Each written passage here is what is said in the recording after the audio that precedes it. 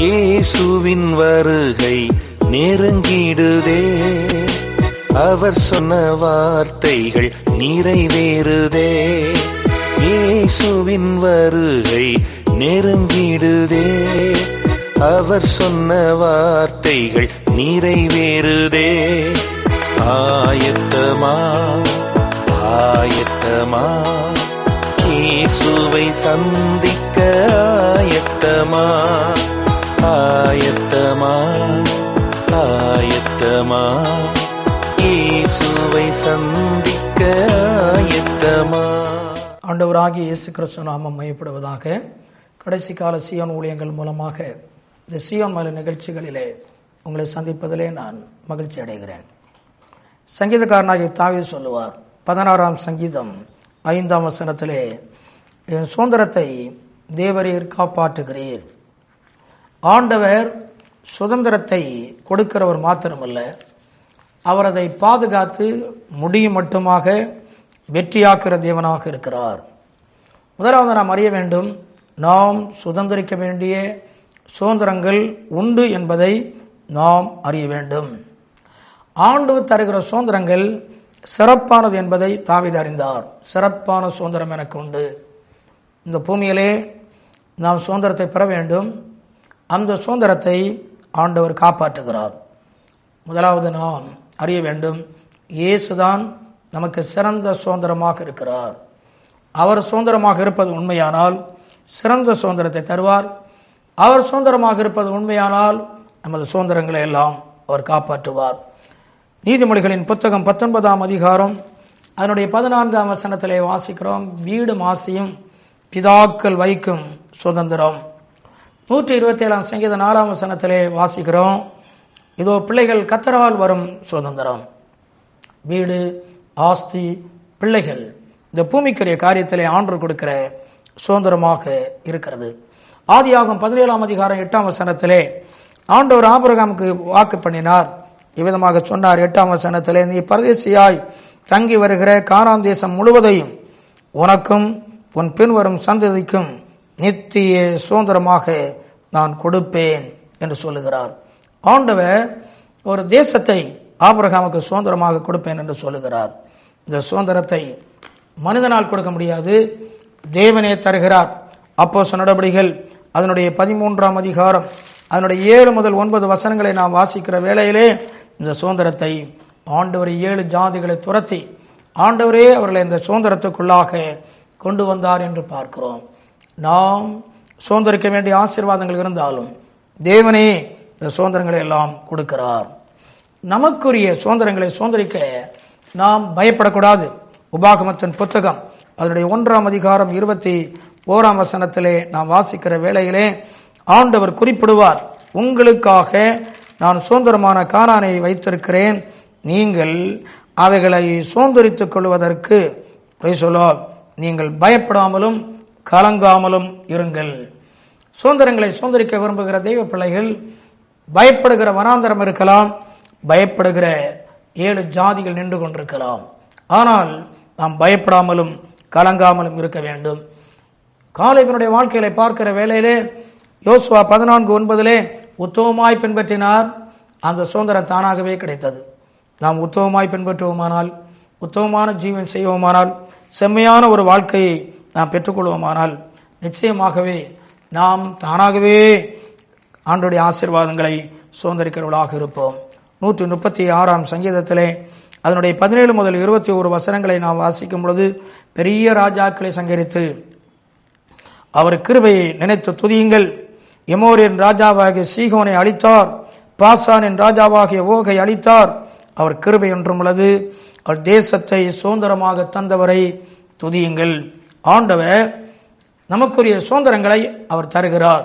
ஆமருமையானவர்களே, நாம் பெற்றுக்கொள்கிற சுதந்திரங்களுக்காக நாம் துதிக்கிற மக்களாக இருக்கிறோமா? இன்று எத்தனையோ ஆசீர்வாதங்களை பெற்றிருக்கிறோம்.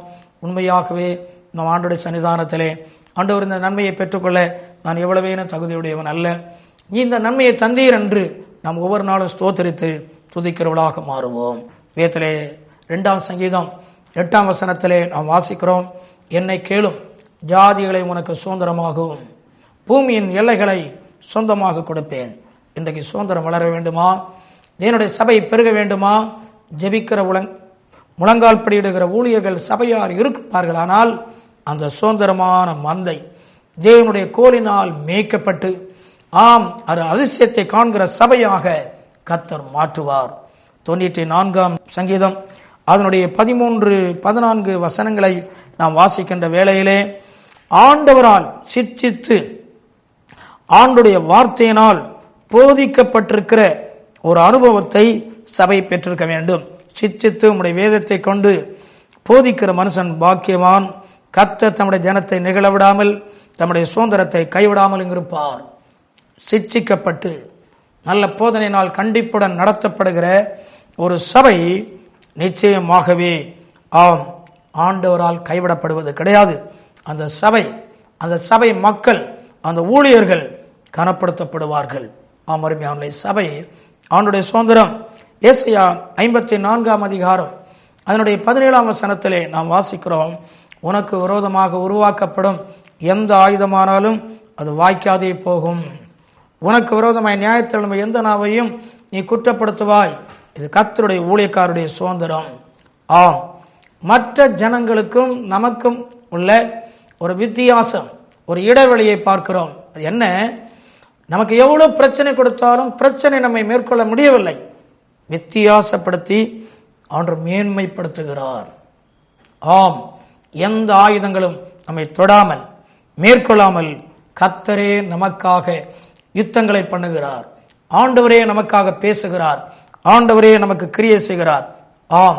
நம்மை மேன்மைப்படுத்தி காட்டுவதுதான் ஒரு பெரிய சுதந்திரத்தை நாம் பார்க்கிறோம். நல்ல ஊழியர்கள், நல்ல பரிசுத்தமான விசுவாசிகள் உண்மையாகவே இந்த மேன்மை பெற்றிருப்பார்கள். அவர்களுக்கு விரோதமாக எந்த ஆயுதங்கள் அது பில்லி சொனிமே பண்ணட்டும், அல்லாவிட்டால் அவர்களுக்கு விரோதமாய் குழியே வெட்டட்டும், அல்லாவிட்டால் அவர்களுக்கு விரோதமாய் சதியே பண்ணட்டும், ஆனால் அது வாய்க்காதே போகும். இது ஊழியக்காரர்களுக்கும் நல்ல பரிசுத்தமான தெய்வ பிள்ளைகளுக்கும் உரிய மேன்மை சுதந்திரம் என்று பார்க்கிறோம். 125ஆம் சங்கீதத்துடைய 3ஆம் வசனத்திலே ஆகாமியத்தின் கொடுங்கோல் நீதிமான்களுடைய சுதந்திரத்திலே நிலைத்திராது. உண்மையான நீதிமானாக நாம் இருப்பது உண்மையானால் அந்த ஆகாமியத்தின் கொடுங்கோல்கள், பொல்லாங்கனுடைய கிரியைகள் ஒரு காலம் நிலைக்காது. போராடி பார்க்கலாம், ஆனால் அது நிலைக்காது என்று பார்க்கிறோம். முடிவாக எபிரேயரின் புத்தகம் அதனுடைய 10ஆம் அதிகாரம் 34ஆம் வசனத்திலே வாசிக்கிறோம், பரலோக நமது சுதந்திரம் என்று அங்கே வேதத்திலே நாம் வாசிக்கிறோம். இந்த உலகத்திலே நாம் வீடு, ஆஸ்தி, அல்லாவிட்டால் பல காரியங்களை பெற்றிருக்கலாம். இவைகள் நிலைத்திருக்கிற சுதந்திரங்கள் அல்ல, அழிவுக்குரிய சுதந்திரங்கள். ஆனால் அழியாத ஒரு சுதந்திரத்தை ஆண்டவர் ஏற்படுத்த விரும்புகிறார். அந்த எபிரேயரின் புத்தகத்திலே 9ஆம் அதிகாரத்தினுடைய 15ஆம் வசனத்திலே வாக்குத்தத்தம் பண்ணப்பட்ட நித்திய சுதந்திரம் என்று ஆண்டவர் குறிப்பிடுகிறார். ஆண்டவர் அவருடைய பிள்ளைகளுக்காக வாக்குத்தத்தம் பண்ணிய நித்திய சுதந்திரம். இந்த சுதந்திரம் பரலோகத்திலே நமக்கு நிலையானதும் என்றென்றைக்கும் இருக்கிறதுமான சுதந்திரமாக இருக்கிறது. எபேசியரின் புத்தகம் 1ஆம் அதிகாரம் அதனுடைய 18ஆம் வசனத்திலே பரிசுத்தவான்களிடத்திலே நமக்குரிய சுதந்திரம் என்று வேதத்திலே நாம் வாசிக்கிறோம். இது பரிசுத்தவான்கள் பவுல், பேதுரு, மோசே, எலியா, ஏனோக்கு போன்ற பரிசுத்தவான்களோடு கூட நமக்கு ஒரு மகா பெரிய சுதந்திரத்தை ஆண்டவர் பரலோக ராஜ்யத்திலே நமக்கு வைத்திருக்கிறார். இந்த மகிமையான சுதந்திரம் அடைய நாம் எச்சரிப்புள்ளவர்களாக இருக்க வேண்டும். எபேசியரின் புத்தகத்திலே அதனுடைய 5ஆம் அதிகாரத்திலே அதனுடைய 5ஆம் வசனத்திலே அங்கே அப்போஸ்தலனாகிய பவுல் இதை எச்சரித்து குறிப்பிடுகிற ஒரு சம்பவத்தை நாம் வாசிக்கிறோம். விபச்சாரக்காரனாவது, அசுத்தனாவது, விக்கிர ஆராதனைக்காரனாகிய, பொருளாசைக்காரனாவது தேவனுடைய ராஜ்யமாகிய கிறிஸ்துவின் ராஜ்யத்திலே சுதந்திரம் அடைவதில்லை என்று அறிந்திருக்கிறோம். அருமையானவர்களே, இந்த மகிமையான சுதந்திரத்தை பெற்றுக்கொள்ள விரும்புகிற நாம் ஒன்றை அறிவோம். விக்கிரக ஆராதனைக்காரர்களாக, விபச்சாரக்காரர்களாக, அசுத்தர்களாக, பொருளாசைக்காரர்களாக இருக்கிறவர்களாக அல்ல, எப்போதும் அந்த சுதந்திரத்தில் பங்கடைய நாம் பரிசுத்தமான வாஞ்சை உடையவர்களாக நாம் இருக்க வேண்டும். இப்பேற்பட்ட இந்த உன்னத சுதந்திரத்தை பெற்றுக்கொள்ள விரும்புகிற நாம் இந்த சுதந்திரத்துக்குரியவர்களாக அழைக்கப்பட்டதை நாம் அறிந்து, நமக்குரிய மேன்மையை அறிந்து, சபை அவருடைய சுதந்திரம் என்று அறிந்து சபையோடு ஐக்கியப்பட்டு சபையிலே நாம் செலுத்த வேண்டிய பங்கை நிறைவேற்றி நாம் செய்ய வேண்டிய ஒரு ஊழியத்தை அங்கே அப்போஸ்தலர் நடவடிக்கைகள் அதனுடைய 26ஆம் அதிகாரத்தினுடைய 18ஆம் வசனத்திலே நாம் வாசிக்கிறோம். அவர்கள் என்னை பற்றும் விசுவாசத்தினாலே பாவ மன்னிப்பையும் பரிசுத்தமாக்கப்பட்டவருடைய சுதந்திரத்தையும் பெற்றுக்கொள்ளும்படியாக அவர்கள் இருளை விட்டு ஒளியினிடத்திற்கும் சாத்தானுடைய அதிகாரத்தை விட்டு தேவனிடத்துக்கு திரும்பும்படிக்கு நீ அவருடைய கண்களை திறக்கும் பொருட்டு உன்னை அவரிடத்தில் அனுப்புகிறேன் என்று ஒரு ஊழிய ஒரு மிஷனரி தரிசனத்தை ஆண்டவர் பவுலிடத்திலே கொடுக்கிறார்.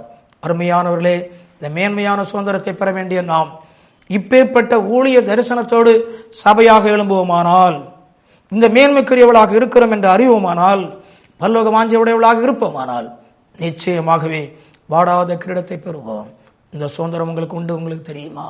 இந்த சுதந்திரத்தை ஆண்டவர் காப்பாற்றுவார் என்று தாவீது சொன்னார். நேர்த்தியான சுதந்திரம் உண்டு என்று சொன்னார். இந்த சுதந்திரம் இயேசுவே எனது சுதந்திரம் என்று சொன்னார். நாமும் இன்றைக்கு ஜெபிப்போமா? ஆண்டவரே, இந்த சுதந்திரத்தை எனக்கு தாரும், நீதானே எனக்கு சுதந்திரம் என்று சொல்லுவோம். கர்த்தர் உங்களை ஆசீர்வதிப்பார். ஜெபிப்போம். எங்களெல்லாம் ஆண்டவரே, பரலோகத்தின் பிதாவே, தேவரே, என் சுதந்திரத்தை காப்பாற்றுகிறேன். இன்றைக்கு இந்த செய்திகள் மூலமாக உம்முடைய பிள்ளைகள் பூமிக்குரிய சுதந்திரங்களை பெற்றிருக்கிறார்கள். சபை ஐக்கியம் என்ற சுதந்திரத்தை பெற்றிருக்கிறார்கள். எங்களுக்கு விரோதமாக செயல்படுகிற அத்தனை காரியத்திலும் நாங்கள் வித்தியாசப்படுத்தப்பட்டவர்கள், மேன்மைக்குரியவர்கள் என்பதை அறிந்து, அந்த சுதந்திரத்துக்குரியவள் என்பதை அறிந்து நாங்கள் உமக்கு ஸ்தோத்திரம் சொல்லுகிறோம். இந்த சுதந்திரத்துக்குரிய நாங்கள் பரலோக சுதந்திரத்தை பெற்றுக்கொள்ள வாஞ்சியாய் காத்திருக்கிறோம். இதை செய்தி கேட்ட ஒவ்வொரு பிள்ளைகளையும் ஆயத்தப்படுத்தும். அதற்காக இன்றைக்கு அவளுக்குள்ளே ஒரு ஆசீர்வாதம் இறங்குவதாக. இயேசுவே, இவளை தூக்கி நிறுத்தும். அவருடைய மனக்கண்களை திறப்பீராக. பரலோக நம்பிக்கை பெருகுவதாக. நீ சீக்கிரம் வாரும் என்று நாங்கள் அழைக்கிறோம். எல்லாரையும் ஆயத்தப்படுத்தும். இயேசு நாமத்தில் பிதாவே, ஆமென். ஆண்டவர் உங்களை ஆசீர்வதிப்பார்.